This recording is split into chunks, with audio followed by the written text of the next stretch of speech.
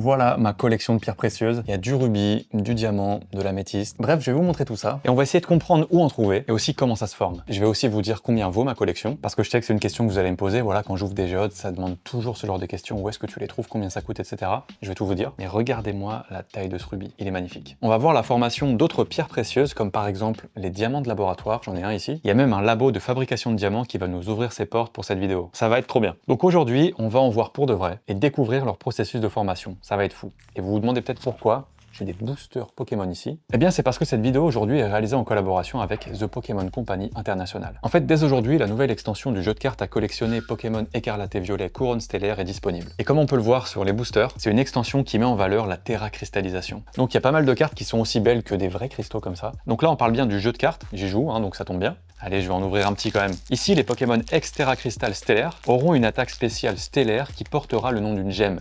Ça me plaît. Ok, Ponyta, Rhinocorn, Marill, Crémi, Beyapap, Avaltou, Délestin et un petit Briochien X. Ça fait plaisir. Ah, les énergies, elles ont un look différent, c'est sympathique. Elles ont un look un petit peu cristallin, c'est très cool. Et le booster, justement, où on voit la terracristallisation. Par exemple, Terrapagos X, qui fait d'ailleurs sa première apparition dans le jeu de cartes, eh bien lui, il a l'attaque Couronne Opale.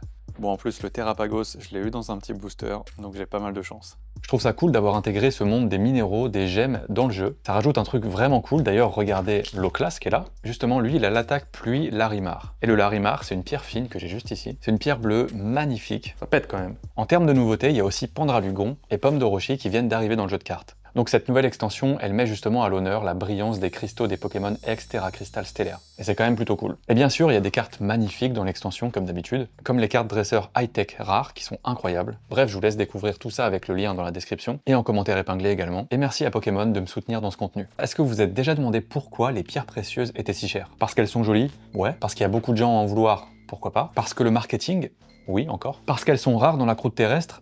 Eh ben pas forcément en fait. En fait, en analysant la vitesse de déplacement des ondes sismiques, des chercheurs ont affirmé qu'il y aurait sous nos pieds plus d'un quadrillion de diamants. Alors ils ne sont pas tous d'une qualité incroyable, comme le mien ici d'ailleurs. Regardez, il est pas fou, je vous le montre. En vue macro, c'est quand même assez joli, hein. Ça brille pas mal, il y a une teinte légèrement blanc cassé jaune. Ok, donc les pierres précieuses, c'est un monde très vaste avec plein de spécificités. Déjà par exemple, cette jadéite ou cette pénite, ce sont des pierres de qualité gemme, ce sont des pierres fines, et non des pierres précieuses. Et les pierres précieuses, c'est pas compliqué, il y en a 4, émeraude, rubis, saphir et diamant. Et ces 4 pierres ont quand même toutes des compositions différentes. Donc justement, mes petites émeraudes, celles-ci, elles sont brutes, non travaillées bien sûr, et franchement, je trouve ça trop beau. Le verre, il est magnifique, alors même que ces émeraudes ne sont pas d'une incroyable qualité. Mais tout ça, la qualité de ces pierres, etc., je vous en reparlerai un petit peu plus tard. Donc elles ont toutes les 4 des compositions différentes, enfin presque. Car si le diamant, c'est du carbone, et que l'émeraude est une variété verte du minéral appelé béryl, eh bien le saphir et le rubis sont tous les deux des corindons, une pierre composée majoritairement d'oxyde d'aluminium. Sauf que le rubis est un corindon rouge, et que le saphir peut être de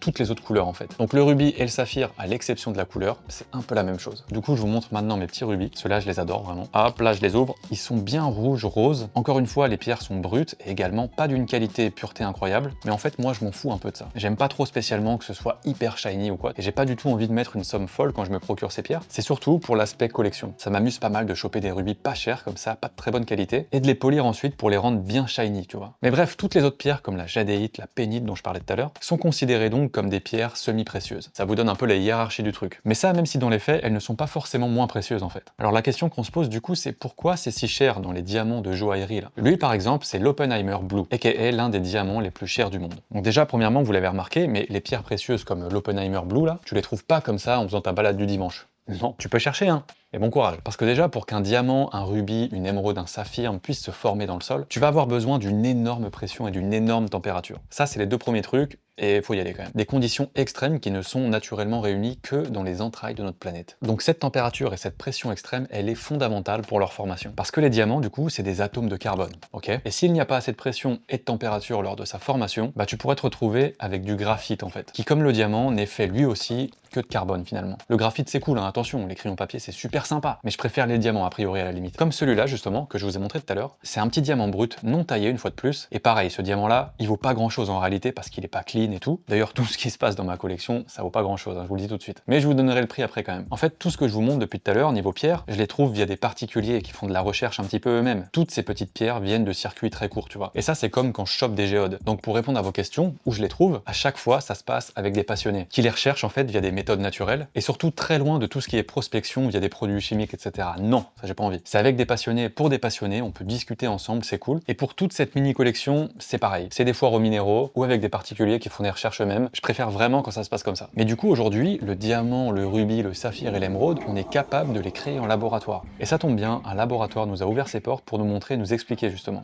Bonjour, donc je suis Alice Jiquel et je suis professeure des universités. La société a comme vocation d'élaborer du diamant de laboratoire. On part d'une ce qu'on appelle une souche, un germe, qui est une petite plaque de diamant qui a été fabriquée par le même procédé que celui qu'on utilise. Et ensuite, on le met dans le réacteur. C'est un réacteur à plasma. Le plasma, c'est une décharge électrique micro-ondes dans un environnement gazeux. On va créer des atomes dans cet environnement. Toute l'histoire va être la même que ce qui se passe dans la nature, puisque le carbone va venir sur la surface vers les germes qui sont en train de pousser, se condenser, cristalliser. On va obtenir un petit bloc de diamant dans lequel on peut remarquer un monocristal à l'intérieur et à l'extérieur, en fait, il y a du noir. Et ce noir-là, on va utiliser un laser qui va permettre d'enlever tout le noir. Et vous voyez qu'on obtient un petit bloc de diamant, qui est un diamant qu'on va pouvoir faire tailler. La matière utilisée, en fait, c'est beaucoup d'hydrogène. Il y a du méthane, il y a des mélanges avec un tout petit peu d'azote. Ici, il y a de l'argon, de l'hélium. Et un peu plus loin, il y a de l'oxygène. Il se trouve qu'on met beaucoup d'hydrogène parce que c'est dans le processus de croissance. Il faut qu'il y ait beaucoup d'atomes d'hydrogène qui préparent la surface pour faire le diamant. Sinon, on va faire du graphite et ce n'est pas ce qu'on veut.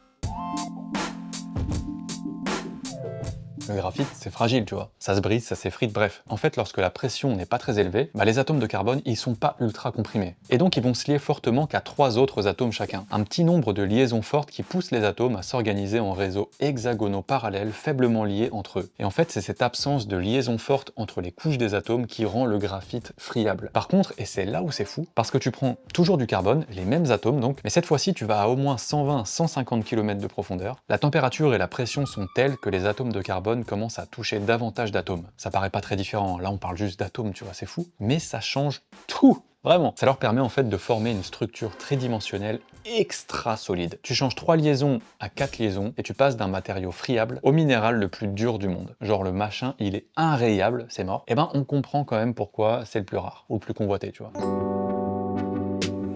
Ici, on est dans la salle des polisseuses. C'est là où on va préparer les surfaces de nos souches pour ensuite avoir une croissance la plus parfaite possible. Avec notre laser de découpe, on récupère les souches. On peut également créer de nouvelles souches en découpant en tranches un autre diamant. Et une fois qu'on a ces souches, il faut préparer la surface. Ça permet d'avoir une croissance avec le moins de défauts cristallins possible. Les souches de diamant sont fixées sur ces portes échantillons. Et ensuite, on les pose sur cette roue. La particularité du diamant, c'est que c'est vraiment le matériau le plus dur. Pour polir du diamant, c'est-à-dire enlever de la matière, il nous faut également du diamant. Ça, ce sont des disques en acier durci sur lesquels il y a plein de petites rayures. Et dans ces rayures, on va appliquer une pâte qui est faite de poudre de diamant et d'huile. Et c'est comme ça qu'on va polir le diamant avec du diamant. Maintenant, je vous propose d'aller voir à quoi ressemble l'intérieur d'un réacteur dans lequel on fait pousser les diamants. Alors, il y a à peu près 80 diamants qui sont en train de pousser.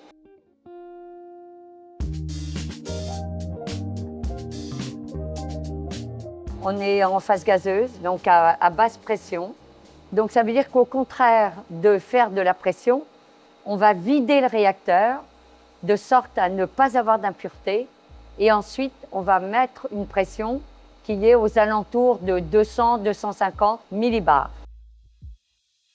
En plus de la bonne pression et de la bonne température, eh bien pas le choix, vous allez avoir besoin aussi des bons ingrédients. Faut la bonne recette, tu vois. Et la bonne recette, c'est des éléments chimiques qui sont pas toujours si faciles à rassembler. Car si l'oxyde d'aluminium qui compose majoritairement le saphir et le rubis est un des éléments les plus courants dans la croûte terrestre, c'est pas le cas du beryllium chrome et ou vanadium d'ailleurs, qui eux font partie des ingrédients indispensables pour l'émeraude. Car si l'oxyde d'aluminium a une affinité plutôt marquée pour la croûte continentale, eh bien le beryllium chrome vanadium, c'est plutôt au niveau du manteau terrestre qu'ils sont. Et ça, c'est des positions géologiques ultra éloignées qui font que l'émeraude l'émeraude ne devrait même pas exister en fait. Et pourtant, bah, ça existe. Et tout ça, c'est rendu possible grâce à des phénomènes géologiques complètement hallucinants. L'univers a fabriqué le premier percolateur avant nous. Ce truc qui fait passer l'eau chaude là à travers les grains de café. En fait, si je dis ça, c'est parce que dans les profondeurs où se forme l'émeraude, c'est exactement ce qui va se passer. C'est une machine à café géante le truc. Sauf qu'à la fin, t'as pas un expresso mais de l'émeraude, et que l'eau chaude ici, ce sera plutôt des fluides hydrothermaux. Et que ce qu'ils ont amassé en s'infiltrant au travers de fractures et de fissures de la croûte terrestre, c'est pas non plus des arômes de café bien moulus, mais plutôt du chrome et ou du vanadium, qui vont ainsi transporter jusqu'à des roches qui contiennent du béryl. Non mais c'est fou comme voyage quand même. Et donc c'est cette mise en contact qui aboutira avec un peu de chance à la formation d'émeraude. Franchement, je trouve ça fou.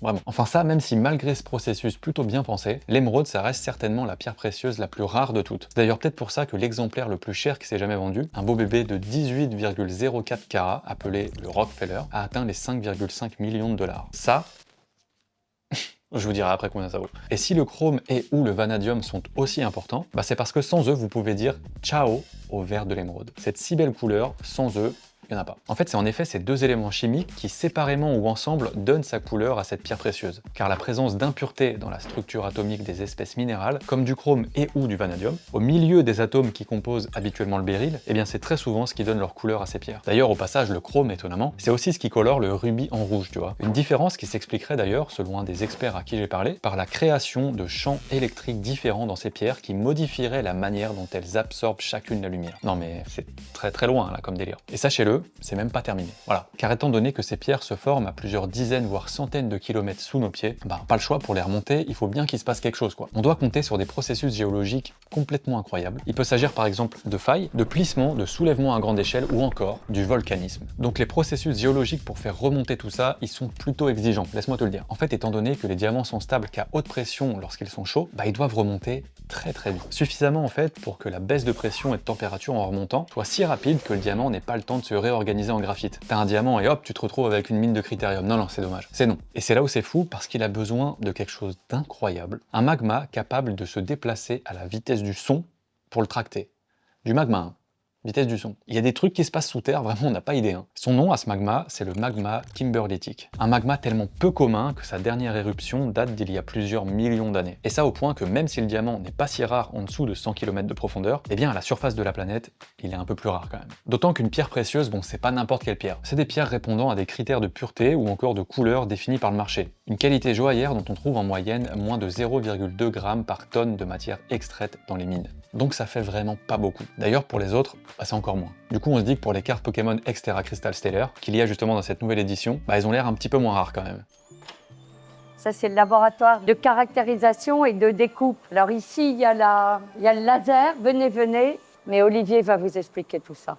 Donc ici, c'est notre laser de découpe qui sert à découper le diamant. La particularité de ce laser, c'est qu'il est guidé par un jet d'eau à très haute pression.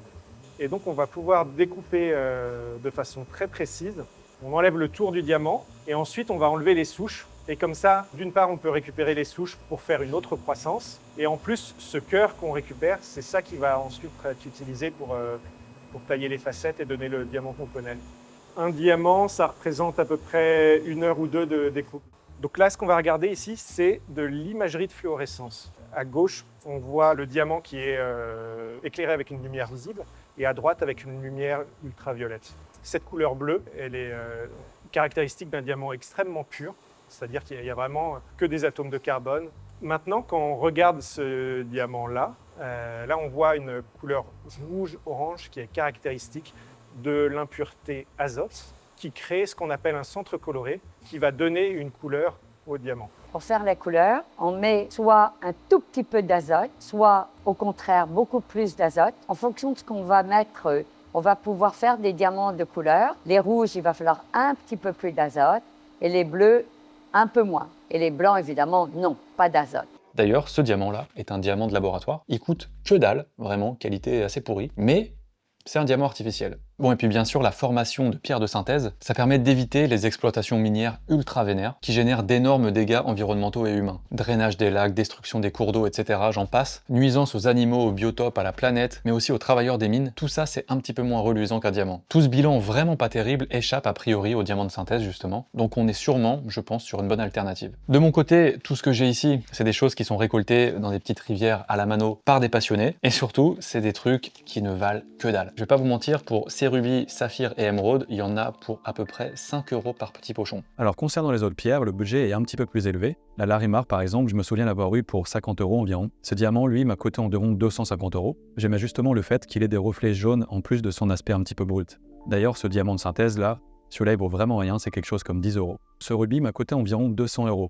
Et j'ai un énorme projet pour ce rubis, faut que je vous le dise. Je vais le rendre magnifique en le ponçant. Et vous allez voir, justement, j'aime bien illustrer ces petits trucs. Je l'avais fait avec une roche volcanique, avec certaines géodes également, ou des cristaux qu'il y avait dans les géodes, qui n'étaient pas hyper clean. Là, je vais faire pareil avec ça. J'ai pas du tout envie d'aller dépenser des milliers d'euros dans des pierres fines, ultra propres, ça m'intéresse pas. Ce qui m'intéresse, c'est les minéraux, la géologie, c'est ma petite collection à moi. En tout cas, j'espère que vous avez apprécié cette vidéo sur les pierres précieuses. N'hésitez pas à aller checker justement les pierres précieuses de la nouvelle extension de cartes du jeu à collectionner Pokémon. Et j'espère vraiment que cette vidéo vous aura plu. Directeur général de GeoGems et Gbemi Olulei, chercheuse au Centre de politique écologique et de l'Imperial College London. Merci à toutes ces personnes pour leur aide durant l'écriture de cette vidéo. Et merci également à Diam Concept pour l'accueil dans leur laboratoire. Moi je vous dis comme d'habitude à très bientôt, à la prochaine car la science n'attend pas. Salut!